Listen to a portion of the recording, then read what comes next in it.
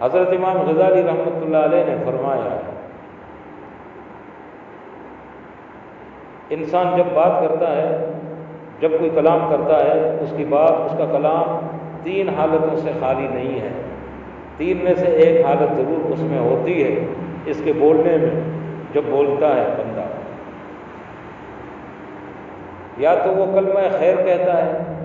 اچھی بات کہتا ہے، بھلی بات کہتا ہے، اجر کی بات کہتا ہے، ثواب کی بات کہتا ہے، نیکی کی بات کہتا ہے، خیر کی بات کہتا ہے، یا پھر کلمہ شر کہتا ہے، جھوٹ بولتا ہے، غیبت کرتا ہے، گالی دیتا ہے، بے حیائی کی باتیں کرتا ہے، کسی کا مذاق اڑاتا ہے، کسی کی چغل خوری کرتا ہے، یہ باتیں پھر شر ہوئی ہیں۔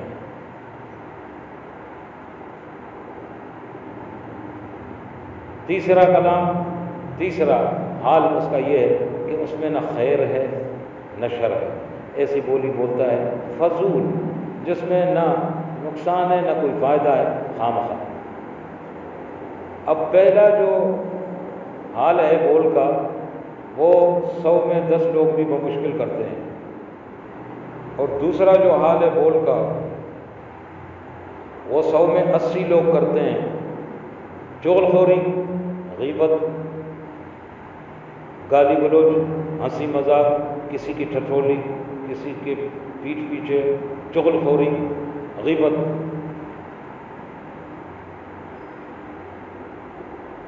اور باقی جو 10% ہیں وہ خواہ بک بک کرتے رہتے ہیں سارا دن، خواہ کی بکواس، ایسی بات کرتے ہیں جس میں فائدہ بھی کچھ نہیں ہے، نقصان تو شکر ہے نہیں ہے۔ جب فائدہ بھی نہیں ہے تو یہ بک بک اس کو نہیں کرنی چاہیے، قیمتی وقت کو ضائع نہیں کرنا چاہیے، اپنی توانائی، اپنا اسٹیمنا فضول باتوں میں نہیں خرچ کرنا چاہیے۔ اللہ کی دی ہوئی نعمتیں ہیں، یہ مقصد کے لیے دی گئی ہیں، بے مقصد نہیں دی گئی، اس لیے خواہ کا بک بک بھی نہ کریں۔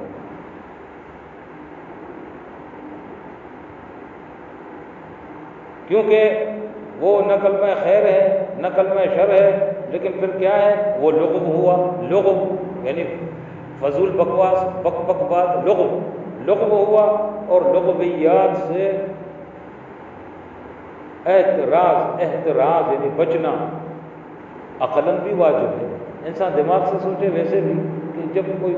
مقصد نہیں ہے کسی بات کا، خواہ بک بک بکے جا رہا ہے۔ اب آپ دیکھیں بازاروں کے اندر، ہوٹلوں کے اندر، چائے پینے لوگ بیٹھے ہوئے ہیں، جوس شربت کی دکانوں میں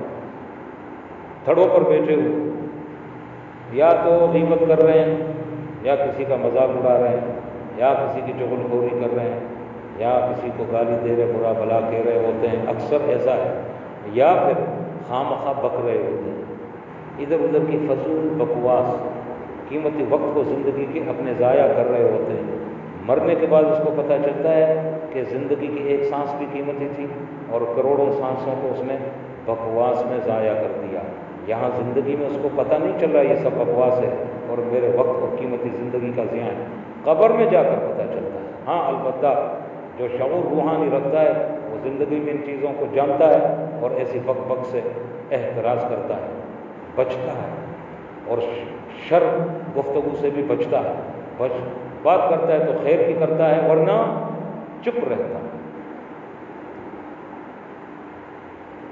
ایک چپ میں 100 خیر ہے۔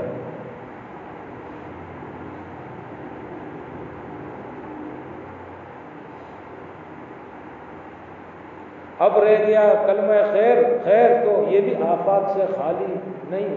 مثلا خیر کی بات بھی کسی آفت سے خالی نہیں۔ کیوں؟ اس لیے کہ اگر وہ بولتا ہے دین کی بات، علم کی بات، آخرت کی بات، لیکن اس کی بات میں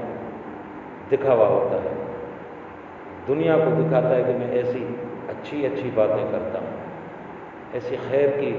نیکی کی باتیں کرتا ہوں، دنیا جانے، دنیا سمجھے کہ یہ بڑا نیک بندہ ہے، بڑی نیکی کی باتیں کرتا ہے۔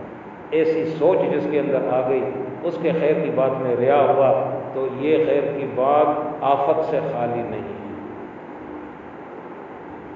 یا ایسی خیر کی بات کرتا ہے جس میں کسی کو حقیر بنا رہا ہوتا ہے، حقیر، نیچ اور پست بنا رہا ہوتا ہے، بات بظاہر خیر کی کرتا ہے، یہ بات بھی آفت سے خالی نہیں ہے۔ خود نمائی یعنی خود کا دکھانا، یعنی خود نمائی کا مطلب اس طرح خود کو دکھاتا پیش کرتا ہے لوگوں کے سامنے کہ میں تو صاحب خیر ہوں، بس خیر ہی بولتا ہوں، اپنے آپ کو یہ دکھاوے کے لیے کرتا ہے، اپنا خود نمائی، خود کو دکھانا، یہ سب اس کے محرکات ہو سکتے ہیں۔ تو اس سے بھی ڈرنا چاہیے، صرف ان مواقع میں جہاں یہ چیزیں نہ ہوں کلمہ خیر جائز ہے۔ اس سے معلوم ہوا زبان کو قابو میں رکھنا چاہیے۔ آقا مدنی علیہ الصلوۃ والسلام کا فرمان مبارک ہے، تم دو چیزوں کی، یعنی ایک وہ جو جبڑوں کے درمیان ہے، ایک وہ جو تمہارے دو رانوں کے درمیان ہے، ان کی حفاظت کی ضمانت دو، جنت کی ضمانت میں محمد تم کو دیتا ہوں۔ یہ زبان دوزخ لے جاتی ہے، ہاں ہمیں پتہ نہیں ہے، آزاد ہے، ربڑ کی طرح نرم ہے، اس میں حرکت وجود کے باقی اعضاء کے مقابلے میں بہت زیادہ تیز ہے، ہر ایک بولتا ہے، ان پڑھ ہو، بڑا ہو، چھوٹا ہو، بچہ ہو، دیکھو یہ ایسا کام ہے، سب بولتے ہیں، سب بولتے ہیں، خوب بولتے ہیں، جتنا بولنے کا کام اور دیکھنے کا ہوتا ہے وہ باقی کام اس سے کم ہوتے ہیں، اور یہی زبان اور آنکھ انسان کو یا تو بیڑے پار کرتی ہے یا بیڑا غرق کر دیتی ہے۔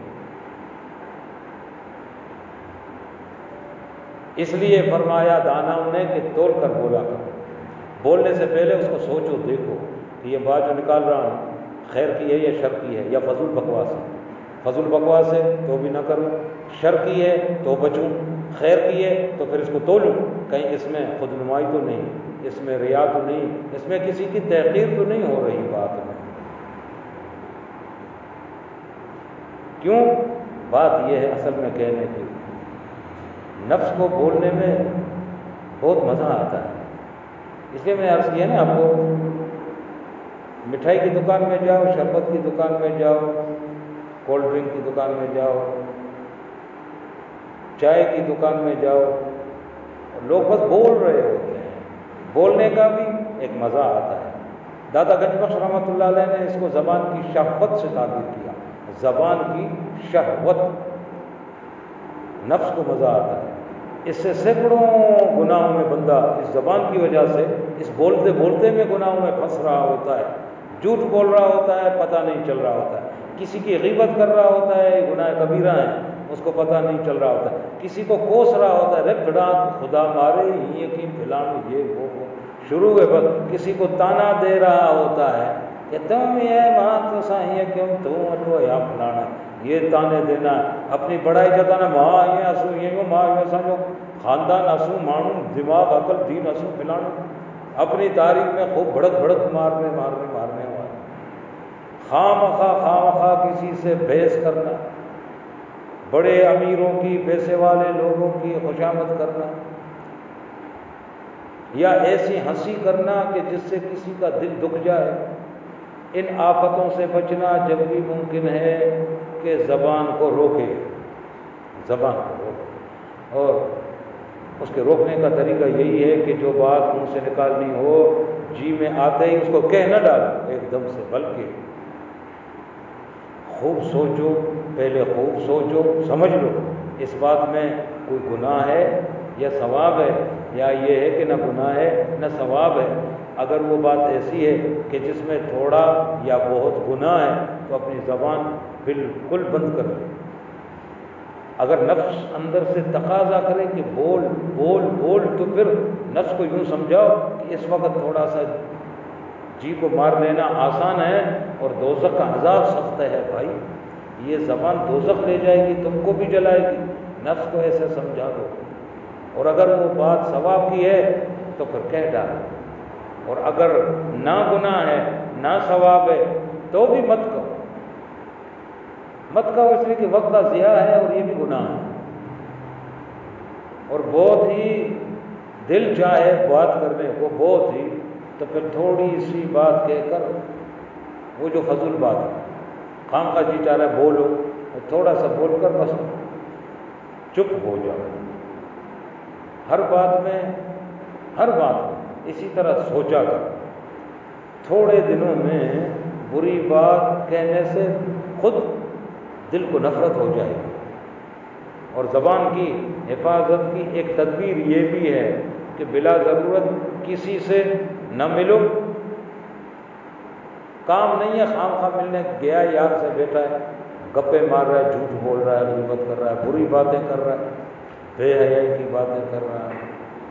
چغل خوریاں کر رہا ہے، اس سے اچھا ہے تنہائی ہو۔ جب تنہائی ہوگی تو زبان خاموش ہی رہے گی۔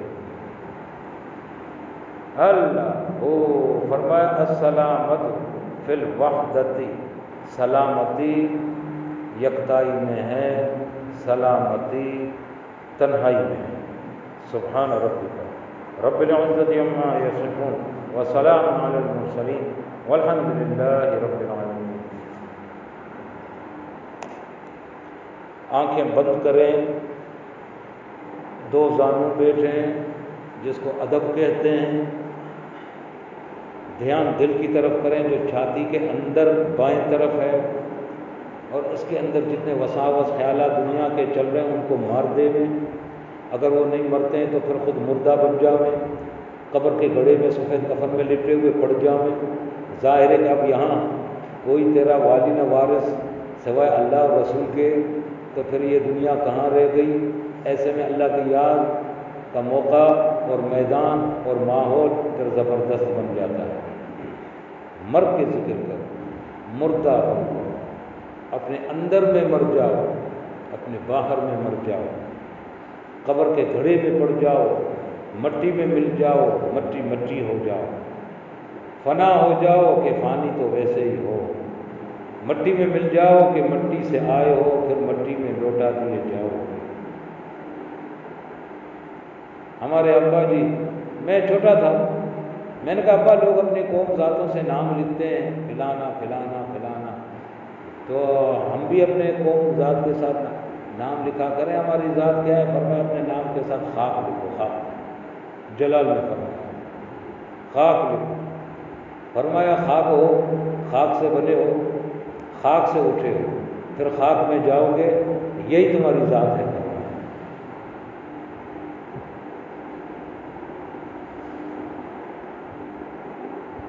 اللہ ہو منہا خلقناکم وفیہا نعیدکم ومنہا نخرجکم تارۃ اخری۔ مٹی کے بارے میں اللہ پاک نے انسانوں کو مخاطب کر کے فرمایا کہ اسی سے ہم نے تم کو بنایا ہے اور اسی میں ہم تم کو لوٹا دے لیں گے، اور حشر کے روز اسی سے ہم تم کو اٹھاویں گے۔ وہ باقی بیچ کی داستان تو ایسی ہوائی ہے نا جو اس میں خود کو کچھ اور سمجھتا ہے۔ حقیقت اس کی یہ ہے کہ یا تو مٹی ہے یا تو ناپاک قطرہ اس کی بنیاد ہے۔ پھر ذرا بڑے ہونے لگتے ہیں تو گھر میں بیٹھے بہت ساروں کے آبا ان کو پھر کہتے ہیں کہ تم بڑے ترم خان ہو، تمہارے پدرم جو ہے تمہارے پدر بڑے سلطان تھے، تم بڑی اونچی چیز ہو، شجر حجر میں تم تو اعلیٰ والا ہو۔ اب یہ بار پھرتا اکڑتا خود کو کچھ سمجھتا ہے۔ اللہ پاک نے فرمایا ان اکرمکم عند اللہ اتقاکم، اللہ کے ہاں تو وہی مکرم ہے، وہی اونچی ذات والا ہے جو صاحب تقویٰ ہے، وہ بلال حبشی ہی کیوں نہ۔ بلال حبشی سردار ہے اس کا، کالے چہرے والا، موٹے ہونٹ، موٹی ناک والے بلال حبشی سردار ہیں ان کے جن کے گورے رنگ ہیں، ستواں ناک ہے، اور خود کو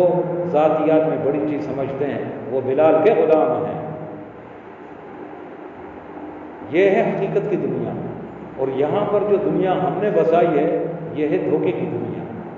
فریب کی دنیا، اور یہ ملعون دنیا ہے، اور یہ مغضوب دنیا ہے، وہ یہ لعنتی دنیا ہے۔ اس کو جب سے اللہ پاک نے بنایا، حضور کریم علیہ السلام نے فرمایا ایک لمحہ بھی اس کو محبت کی نظر سے نہیں دیکھا۔ جس پر ہم مرے جاتے ہیں، جس دنیا کے ہم دیوانہ ہیں، جس دنیا پر ہم فریفتہ ہیں، جس دنیا کے ہم عاشق ہیں، یہ دنیا ہم سے چھینی جائے گی اور زبردستی چھینی جائے گی، زبردستی چھینی جائے گی۔ یہاں کے بنگلے، یہاں کا اقتدار، یہاں کی وزارتیں، یہاں کی سرداریاں، یہاں کی گھوڑے، یہاں کی سواریاں، یہاں کے مال و متاع، یہاں کا جاگیر، یہاں کی رشتہ داریاں زبردستی چھینی جائیں گی۔ ہم تو چھوڑنے کو تیار نہیں ہیں۔ چھیننے کے بعد جب قبر کے اندر تنا پڑ جائیں گے تب ہمیں پتہ چلا جس مٹی سے تھے اس مٹی میں آ گئے. مٹی ہماری اساس، مٹی ہماری بنیاد، مٹی ہمارا انجام، مٹی ہمارا ثمرہ. تو کیا تھا بھائی، تو کیا تھا وہاں؟ تو بڑی بڑک مارتا تھا. آج تو بے بس اس کے اندر تنہا اندھیرے میں بے بس مجبور لاچار پڑا ہوا محتاج ہو گیا. تیرے لیے باہر سے کوئی ایک قل واللہ بھیج کر تیرے لیے ثواب بھیج دے، کوئی یاسین پڑھے، 2 نفل پڑھے، کوئی نہیں پڑھے گا. ولا تزر وازرۃ وزر اخرى، کوئی بوجھ اٹھانے والا کسی دوسرے کا بوجھ نہیں اٹھایا جاتا، اپنا خود اٹھانا پڑتا ہے. اس لیے کہتے ہیں یا شیخ بس اپنی دیکھ. سبحان ربک رب العزت عما یصفون وسلام علی المرسلین والحمد للہ رب العالمین. مٹی ہو، مٹی بن کر اللہ کا ذکر کرو.